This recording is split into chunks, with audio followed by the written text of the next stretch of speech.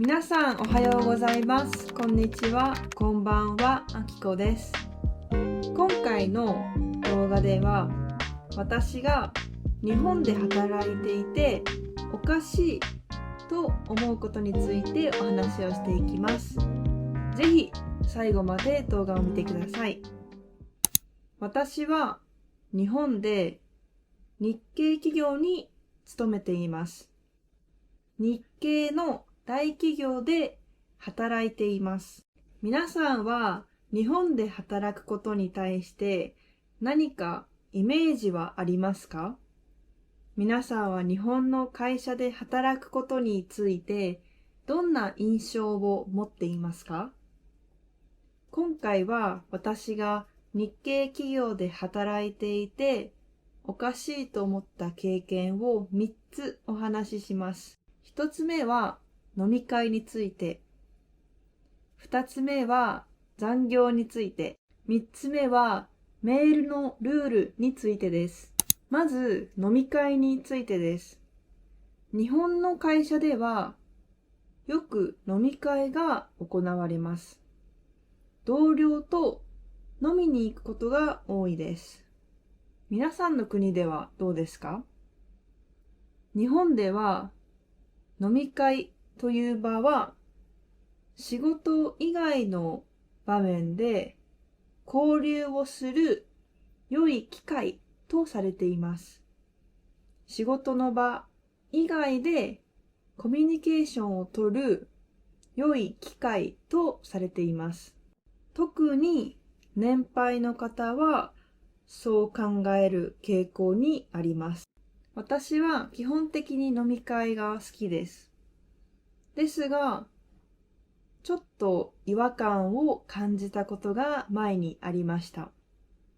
それは週末に飲み会が行われたことです。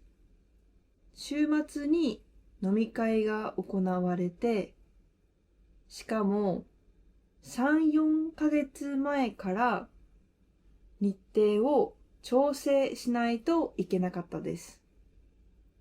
飲み会の3、4ヶ月前から日にちが決められました。なので断りづらくて行かないといけなかったです。数ヶ月も前から週末に会社の飲み会が設定されるのは少し違和感を感じました。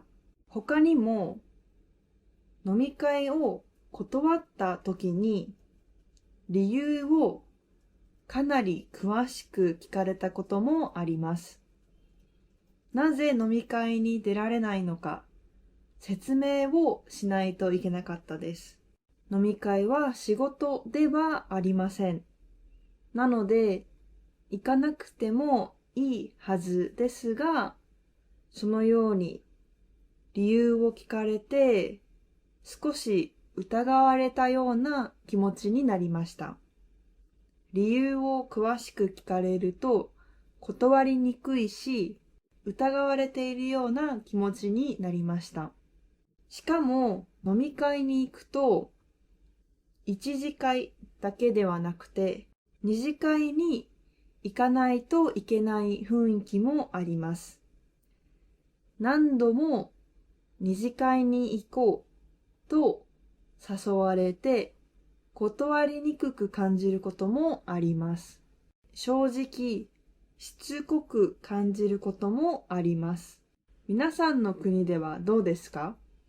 同僚と飲みに行くことはありますか？皆さんの国の飲み会の文化について教えてください。次に残業についてです。残業についてです。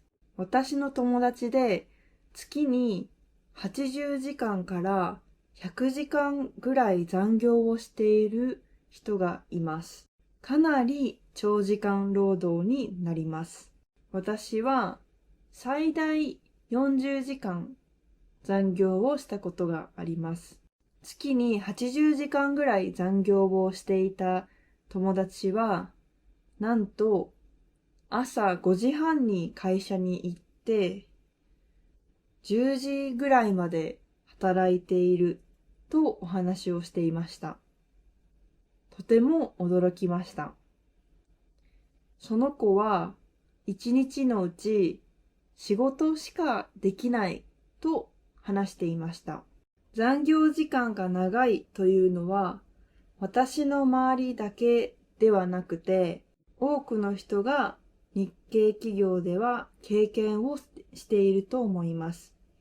多くの人が日系企業では残業をしていると思います。私の職場ではありませんが、残業をしないで定時に帰るのが気まずいと感じる人もいるみたいです。残業をしない、定時で帰ることに抵抗を感じる人もいるそうです。最近はあまり聞きませんが、残業をしてお金が払われないということも昔はよくあったそうです。残業をしてもその分のお給料が払われないことも昔はよくあったそうです。最近はあまりないと思います。私も残業をした分は必ずお給料が払われます。皆さんの国ではどうですか？残業をする人は多いですか？皆さんは残業をしますか？コメント欄で教えてください。最後にメールを送るときのルールについてです。私は以前大きな会議を開催するときにたくさんの参加者にメールを送らないといけませんでした。メールをたくさんの人に送る必要がありました。その時にメールのアドレスを偉い順に並べないといけないと言われました。上司からメールのアドレスを偉い順に並べてほしいと指示を受けました。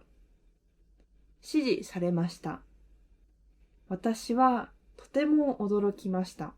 50人ぐらいの宛先を偉い順に並べました。